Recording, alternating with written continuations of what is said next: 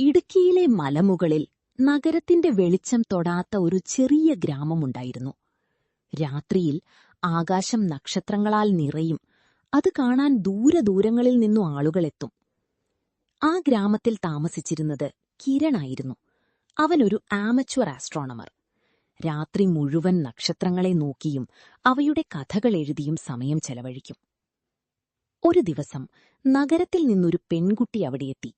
അവളുടെ പേര് മേഘ. അവളൊരു ഫോട്ടോഗ്രാഫർ.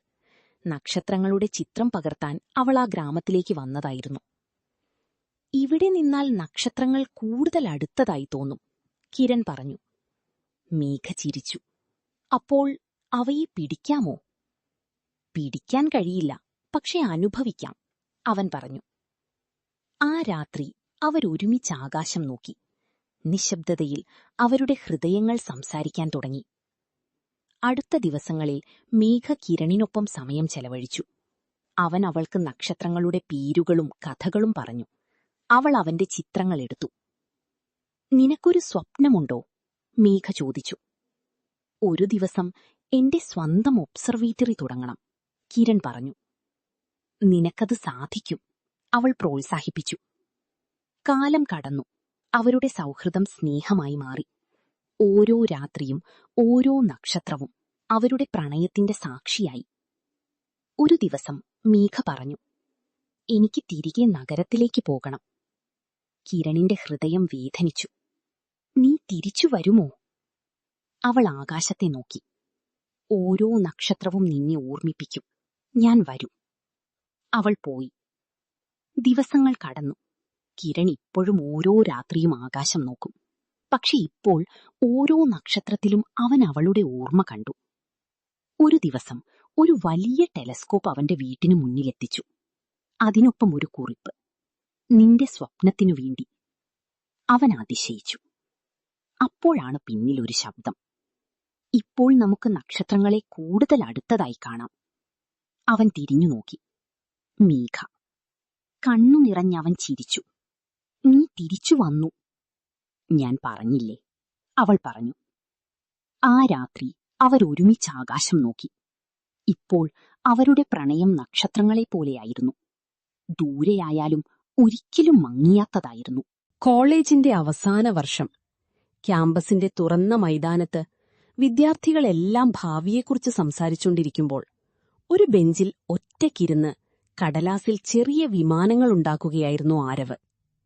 അവൻ ഓരോ വിമാനവും ആകാശത്തിലേക്കെറിഞ്ഞു. പിന്നെ അതെവിടെയോ വീഴും. അവൻ ചിരിച്ചു. ചില സ്വപ്നങ്ങൾ എവിടെയോ എത്തും. അത് നോക്കി നിന്നവളായിരുന്നു അനഘ. അവൾക്ക് അവന്റെ ഈ ചെറിയ കളി ഒരു വിചിത്രമായ ആകർഷണമുണ്ടാക്കി. നീ എന്തിനാണിതെല്ലാം ചെയ്യുന്നത്? അവൾ ചോദിച്ചു. ആരവ് ചിരിച്ചു. എന്റെ സ്വപ്നങ്ങൾ എവിടെയെങ്കിലും എത്തുന്നുണ്ടോ എന്ന് കാണാൻ. അവൾ ഒരു വിമാനമെടുത്തു. അപ്പോൾ ഇതിലൊരു സന്ദേശം എഴുതാം. അവൻ തല കുനിച്ചു. അവൾ എഴുതിയത്, ഒരിക്കൽ വീണ്ടും കാണാം. അവൾ വിമാനം ആകാശത്തേക്കെറിഞ്ഞു. ആ ദിവസം അവരുടെ പരിചയം ആരംഭിച്ചു. അടുത്ത ദിവസങ്ങളിൽ അവരൊരുമിച്ച് സമയം ചെലവഴിച്ചു. ക്ലാസുകൾ കഴിഞ്ഞ് അവർ മൈതാനത്തിരിക്കും. കടലാസിലെ വിമാനങ്ങളിൽ അവർ ചെറിയ സന്ദേശങ്ങൾ എഴുതും. സ്വപ്നങ്ങൾ, ഭയങ്ങൾ, ചിരികൾ. നമുക്കൊരുമിച്ച് ഈ സ്വപ്നങ്ങൾ പിന്തുടരാമോ? ആരവ് ചോദിച്ചു.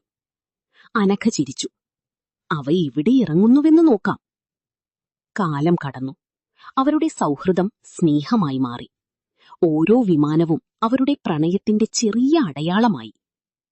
ഒരു ദിവസം കോളേജ് അവസാനിച്ചു. ആരവ് പറഞ്ഞു, എനിക്ക് വിദേശത്തേക്ക് പോകണം. അനഘയുടെ ഹൃദയം നിശ്ചലമായി. നീ തിരിച്ചു വരുമോ? അവനൊരു കടലാസു വിമാനം അവൾക്ക് നൽകി. ഇതെവിടെ ഇറങ്ങുന്നുവോ അവിടെ ഞാൻ നിന്നെ വീണ്ടും കാണും. അവൻ പോയി. ദിവസങ്ങൾ കടന്നു. വർഷങ്ങൾ കഴിഞ്ഞു. അനഘ തന്റെ ജീവിതത്തിൽ മുന്നോട്ടുപോയി.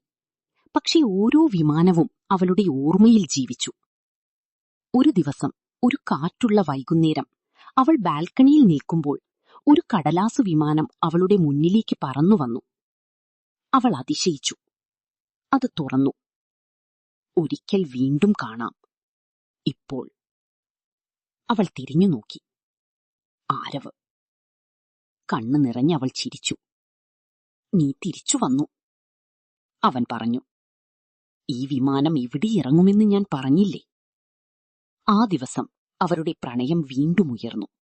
ഒരു ചെറിയ കടലാസു വിമാനത്തെപ്പോലെ, പക്ഷേ ആകാശം മുഴുവൻ സ്വന്തമാക്കുന്ന ഒരു സ്വപ്നമായി.